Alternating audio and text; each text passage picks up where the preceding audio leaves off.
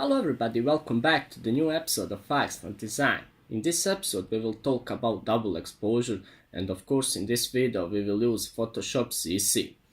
In photography and cinematography, the multiple exposure is the supreme position for two or more exposure to create a single image.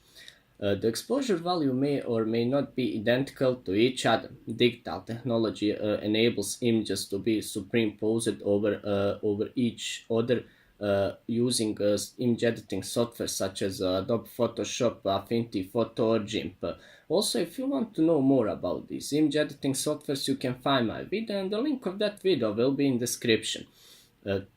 Traditionally, the multiple exposure was produced by the photographers using their camera to combine two separate photographs to create an abstract and a surreal image. However, we can also mimic the effects in Photoshop, which actually give us more control to the final output with some ability to adjust and the preview of effects as we go.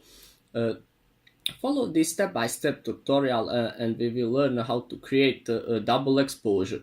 We will blending two images with some helping of clipping and masking techniques.